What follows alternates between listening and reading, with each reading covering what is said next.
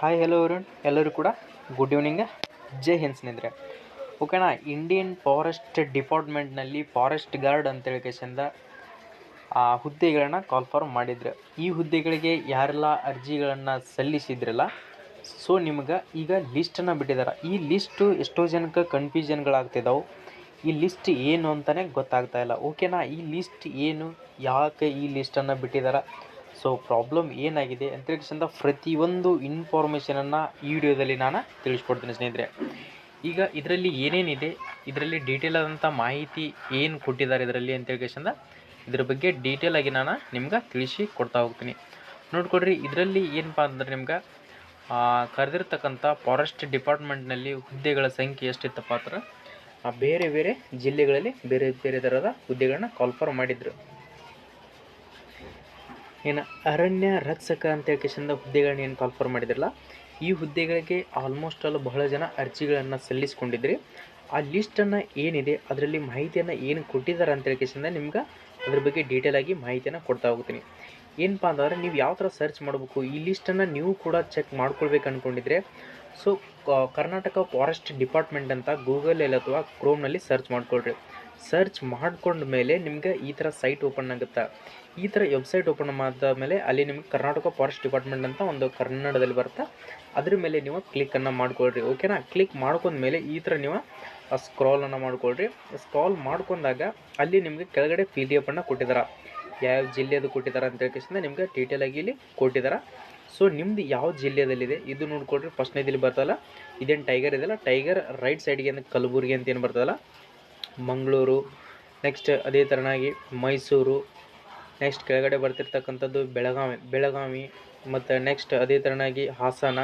So ನಾವು ಹೋಗಿ Hassan check ಮಾಡ್ಕೊಳ್ಳೋಣ. ಹಾಸನದ ಚೆಕ್ ಮಾಡ್ಕೊಳ್ಬೇಕಾದ್ರೆ ಹಾಸನದಲ್ಲಿ ಎಷ್ಟು ಜನಗಳನ್ನು ಅಂದರೆ ಡಿಸ್ಕ್ವಾಲಿಫೈ ಅಂತ ಹೇಳ್ಕೇಸಿಂದ ಆ ಲಿಸ್ಟನ್ನು ಬಿಡುಗಡೆ ಮಾಡಿದಾರೆ. ಓಕೆ, ಆ ಲಿಸ್ಟ್ ಡಿಸ್ಕ್ವಾಲಿಫೈ ಅಂತಂದರೆ ಅದು ಏನು, ಯಾವ ಪ್ರಾಬ್ಲಮ್ಗೋಸ್ಕರ ಡಿಸ್ಕ್ವಾಲಿಫೈನ ಮಾಡಿದಾರೆ ಅನ್ನೋದು ಕೂಡ ನಾವು ತಿಳಿದುಕೊಳ್ಳೋಣ. ಸಾರಿ ಸ್ನೇಹಿತರೆ, ನೆಟ್ವರ್ಕ್ ಇಶ್ಯೂ ಇರೋ ಕಾರಣದಿಂದ ಈಗ ನಿಮ್ಗೆ ಡೈರೆಕ್ಟಾಗಿ ನಾನು ಮಂಗಳೂರದ್ದು ಓಪನ್ ಆಗಿದೆ, ಮಂಗಳೂರು ಲಿಸ್ಟು. ಆ ಲಿಸ್ಟನ್ನು ಓಪನ್ ಮಾಡಿ ನಾನು ನಿಮ್ಗೆ ಕ್ಲಿಯರಿಟಿಯಾಗಿ ತೋರಿಸ್ತೀನಿ. ನೋಡ್ಕೊಳ್ರಿ, ನೋಡ್ಕೊಳ್ಳಿ. ಕರ್ನಾಟಕ ಸರ್ಕಾರ ಅರಣ್ಯ ಇಲಾಖೆ ಅಂತ ಹೇಳಿಸಿಂದ ಅರಣ್ಯ ಸಂರಕ್ಷಣಾಧಿಕಾರಿ ಮಂಗಳೂರು ವೃತ್ತ ಅರಣ್ಯ ಭವನ ಅಳಪೇಟೆ ಪೆಡಲ್ ಅಂತ ಹೇಳಿಸಿಂದ ಇದು ಮಂಗಳೂರು ವೃತ್ತದ PDF ಅನ್ನು ಓಪನ್ ಮಾಡಿದ್ದೀನಿ. ಈ PDF ಏನೇನಿದೆ ಇದರಲ್ಲಿ ಇರ್ತಕ್ಕಂಥದ್ದು ಅರಣ್ಯ ರಕ್ಷಕ ಗ್ರೂಪ್ C ವೃಂದದ ಹುದ್ದೆಗಳ ನೇರ ನೇಮಕಾತಿ ಅಂತ ಹೇಳಿಸಿಂದ ಈ ಹುದ್ದೆ ಯಾವ ಥರ ಇತ್ತಪ್ಪ ಅಂತಾರೆ, ನಿಮ್ಮ ಮೆರಿಟ್ ಮೇಲೆ ನೀವೇನು ಎಕ್ಸಾಮ್ ಪರ್ಸೆಂಟೇಜನ್ನು ಮಾಡಿರ್ತಾರಲ್ಲ ನಿಮ್ಮ ರಿಸಲ್ಟ್ ಮೇಲಿನ ಡೈರೆಕ್ಟಾಗಿ ಇದು ಮೆರಿಟ್ ಇದೆ. ಮಂಗಳೂರು ವೃತ್ತದಲ್ಲಿ 57 ಹುದ್ದೆಗಳು ಮಾತ್ರ ಇದ್ದು. ಇದರಲ್ಲಿ ಎಷ್ಟಪ್ಪ ಅಂದ್ರೆ ಟೋಟಲಾಗಿ 57 ಹುದ್ದೆಗಳು ಕಾಲ್ಫಾರ್ಮ್ ಆಗಿದ್ದು, ಅದು ಮಂಗಳೂರು ವೃತ್ತದಲ್ಲಿ. ಇದರಲ್ಲಿ ಏನೇನು ಕೊಟ್ಟಿದ್ದಾರಪ್ಪ ಅಂತಂದ್ರೆ ಡೀಟೇಲಾಗಿ ನಾನು ನಿಮ್ಗೆ ತಿಳಿಸ್ತಾ ಹೋಗ್ತೀನಿ. ಇಲ್ಲಿ ಕೆಳಗಡೆ ನೋಡ್ಕೊಡ್ರಿ, ಲಿಸ್ಟ್ ಕೊಟ್ಟಿದ್ದಾರೆ. ಏನು ಕೊಟ್ಟಿದ್ದಾರಪ್ಪ ಅಂತಾರೆ ಅಂದ್ರೆ ಕ್ಯಾಟಗರಿಯನ್ನು ಕೊಟ್ಟಿದ್ದಾರೆ. ಏನಪ್ಪ ಅಂತಂದರೆ ಇದರಲ್ಲಿ ಕ್ಯಾಟಗರಿ ಯಾವುದು, ಆ ಮೆರಿಟ್ ರೂರಲ್ಲು ಮತ್ತು general merit, physical handicapped, next SC cost, ST cost, ಮತ್ತು ನೆಕ್ಸ್ಟ್ ಲೋಕಲ್ ಫಾರೆಸ್ಟ್ ಅಂದ್ರೆ ಫಾರೆಸ್ಟದಲ್ಲಿ ಇದ್ದವರು, ಮತ್ತು category 1, 2A, 2B, 3A, 3B ಈ ಥರ ಹುದ್ದೆಗಳನ್ನ ಕೊಟ್ಟಿದ್ದಾರೆ. ಅಂದ್ರೆ ಕ್ಯಾಟಗರಿಯನ್ನು ಕೊಟ್ಟಿದ್ದಾರೆ. ಕೊಟ್ಟ ಕೇಸಿಂದ ಸೈಡಿಗೆ ನಿಮ್ಗೆ ಅದ್ರದ್ದು ಇದನ್ನು ಕೊಟ್ಟಿದ್ದಾರೆ. ಏನು ಕೊಟ್ಟಿದ್ದಾರಪ್ಪ ಅಂತಂದ್ರೆ ಡೀಟೇಲ್ ಆಗಿ ನಿಮ್ಗೆ ಪರ್ಸೆಂಟೇಜನ್ನು ಕೊಟ್ಟಿದ್ದಾರೆ.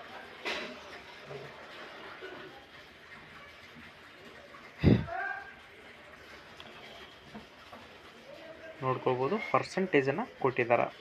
ಎಷ್ಟು ಸಾಮಾನ್ಯ ಗ್ರಾಮೀಣ ಅಭ್ಯರ್ಥಿ ಜನರಲ್ ಮೆರಿಟಲ್ಲಿ 95% ಇದ್ದವ್ರನ್ನ ಕ್ವಾಲಿಫೈ ಮಾಡ್ತೀವಿ ಅಂತ ಹೇಳಿ ಕೊಟ್ಟಿದ್ದಾರೆ.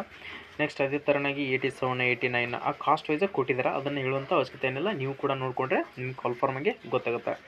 ಇಲ್ಲಿ ಏನು ಕೊಟ್ಟಿದ್ದಾರಪ್ಪ ಅಂತಂದ್ರೆ details of disqualified candidates drop list in alphabetical order ಅಂತ ಹೇಳಿ.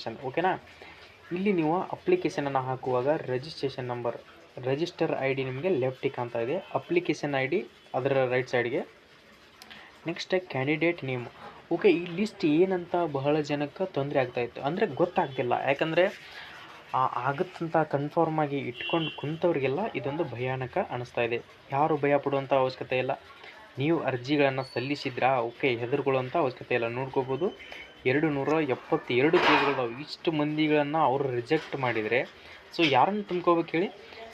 ಓಕೆ, ಈಗೆಲ್ಲ ನೀವು ಅರ್ಜಿಗಳನ್ನು ಸಲ್ಲಿಸಿದ್ರಾ? ಕರೆಕ್ಟಾಗಿ ನಾನು ಹೇಳುವ ಮಾಹಿತಿಯನ್ನು ಅರ್ಥಪೂರ್ವವಾಗಿ ತಿಳಿಸ್ಕೊಳ್ರಿ, ಎಂಡ್ ಮಟ್ಟ ನೋಡ್ಕೊಳ್ರಿ.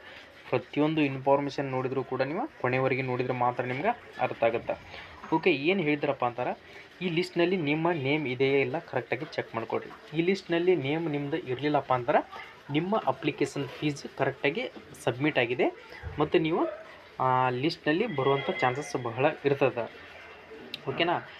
ಈಗ ಈ ಲಿಸ್ಟ್ನಲ್ಲಿ ನಿಮ್ಮ ನೇಮ್ ಇದೆ, ಸೊ ನೀವು ಅಪ್ಲಿಕೇಶನ್ ಹಾಕಿದ್ರಿ, ನಿಮ್ಮದು ಡಿಸ್ಕ್ವಾಲಿಫೈ ಅಲ್ಲಿ ಕ್ಯಾಂಡಿಡೇಟ್ ಕಾರ್ಡ್ ಅಂದಲೇ ಬಂದಿದೆ ಅಂತ ಹೇಳಿ ಅಂದ್ಕೊಂಡಿದ್ರೆ ಸೊ ಏನು ಕೊಟ್ಟಿದ್ದಾರಪ್ಪ ಅಂತಾರೆ, ಸದ್ರಿ ಹುದ್ದೆಗೆ ಅಧಿಸೂಚನೆಯಲ್ಲಿ ನಿಗದಿಪಡಿಸಿರುವ ವಿದ್ಯಾರ್ಥಿ ಪಡೆದ ಒಟ್ಟು ಅಂಕಗಳ ಮೆರಿಟ್ ಹಾಗೂ ಅಂದರೆ ನಿಮ್ಮ ಮೆರಿಟ್ ಮೇಲಿನ ಲಿಸ್ಟನ್ನು ಬಿಡ್ತೀವಿ ಕನ್ಫರ್ಮ್ ಅಂತ ಕೊಟ್ಟಿದ್ದಾರೆ. ಸದ್ರಿ ಅರ್ಜಿಗಳನ್ನು ಪರಿಶೀಲಿಸಿದ್ದು ಅನರ್ಹಗೊಂಡ ಅಭ್ಯರ್ಥಿಗಳ ತಾತ್ಕಾಲಿಕ ಪಟ್ಟಿಯನ್ನು ಈ ಪ್ರಕಟಣೆಯೊಂದಿಗೆ ಪ್ರಕಟಿಸಲಾಗಿದೆ. ಸದ್ರಿ ಪ್ರಕಟಿಸಲಾದ ಅನರ್ಹ ಅಭ್ಯರ್ಥಿಗಳ ತಾತ್ಕಾಲಿಕ ಪಟ್ಟಿಯ ಕುರಿತು ಆಕ್ಷೇಪಣೆ ಇದ್ದಲ್ಲಿ ಪೂರಕ ದಾಖಲಾತಿಗಳೊಂದಿಗೆ ಸ್ಪಷ್ಟ ರೀತಿಯಲ್ಲಿ ಆಕ್ಷೇಪಣೆಯನ್ನು ವಿವರಿಸಿ ಈ ಕಚೇರಿ ಇಮೇಲ್ ಅಂದರೆ ccfmng@yahoo.com ಅಂತೇಳಿ ಅವ್ರದ್ದು ಒಂದು ಇದು ಜಿಮೇಲ್ ಐ ಡಿ. ಓಕೆ, ಈ ಜಿಮೇಲ್ ಐ ಡಿಗೆ ನೀವು ಡಾಕ್ಯುಮೆಂಟ್ಗಳನ್ನು ನೀವು ಅರ್ಜಿ ಸಲ್ಲಿಸಿರ್ತಕ್ಕಂಥ ಫಾರ್ಮ್ ಒಂದು ಮತ್ತು ನೀವು ಫೀ ಕಟ್ಟಿರ್ತಕ್ಕಂಥ ಫಾರ್ಮನ್ನು ಸ್ಕ್ಯಾನ್ ಮಾಡಿ PDF ಮಾಡ್ಕೊಂಡು ಈ ಜಿಮೇಲ್ಗೆ ಸೆಂಡ್ ಮಾಡಿರಿ ಅಂತ ಹೇಳಿದಾರೆ. ಎಷ್ಟನೇ ಡೇಟ್ ಮಟ್ಟಪ್ಪ ಅಂದ್ರೆ ದಿನಾಂಕ 28/7/2024 ಸಂಜೆ 5:15ವರೆಗೆ ನೀವು ಈಗ ಅಪ್ಲಿಕೇಶನನ್ನು ಹಾಕಿ ಕೂಡ ನೀವು ಲಿಸ್ಟ್ನಲ್ಲಿ ನಿಮ್ಮ ನೇಮ್ ಏನಾದರೂ ಇದರಲ್ಲಿ ಡಿಸ್ಕ್ವಾಲಿಫೈ ಅಂತ ಬಂದಿದ್ದರೆ ಸೊ ಈ ಜಿಮೇಲ್ಗೆ ನಿಮ್ಮ ಡಾಕ್ಯುಮೆಂಟ್ಗಳನ್ನು ನಾ ಹೇಳಿರ್ತಕ್ಕಂಥದ್ದು ಅಪ್ಲಿಕೇಶನ್ ಫಾರ್ಮು ಮತ್ತು ಫೀ ಕಟ್ಟಿರ್ತಕ್ಕಂಥ ರಿಸಿಪ್ಟನ್ನು ಸ್ಕ್ಯಾನ್ ಮಾಡಿ ಕಳಿಸಿ ಅಂತ ಹೇಳಿದ್ದಾರೆ. ಓಕೆ, ಲಿಸ್ಟ್ನಲ್ಲಿ ನೇಮ್ ಇದ್ದರೆ ಮತ್ತು ನೀವು ಯಾವ್ಯಾವ ವೃತ್ತಕ್ಕೆ ಹಾಕಿದಿರಿ, ಬೆಳಗಾವಿ, ನೆಕ್ಸ್ಟ್ ಧಾರವಾಡ, ಬೆಂಗಳೂರು, ಹಾಸನ, ಕೊಡಗು, ಯಾವ ವೃತ್ತಗಳಿಗೆ ಏನು ಕರೆದಿಲ್ಲ ಆ ವೃತ್ತಗಳಿಗೆ ಅರ್ಜಿ ಸಲ್ಲಿಸಿದವರು ಪ್ರತಿಯೊಂದು ವೃತ್ತದ್ದು ಕೂಡ ಲಿಸ್ಟನ್ನು ಬಿಟ್ಟಿದ್ದಾರೆ. ಒಂದು ಸಾರಿ ಚೆಕ್ಕನ್ನು ಮಾಡಿಕೊಳ್ರಿ. ಯಾವ ಥರ ಚೆಕ್ ಮಾಡ್ಕೊಳ್ಬೇಕಂತ ನಿಮ್ಗೆ ಗೂಗಲ್ನಲ್ಲಿ ಕೂಡ ನಾನು ತಿಳಿಸ್ಕೊಟ್ಟಿನಿ, ಅದೇ ಥರ ಹೋಗಿ ಚೆಕ್ ಮಾಡಿಕೊಳ್ರಿ.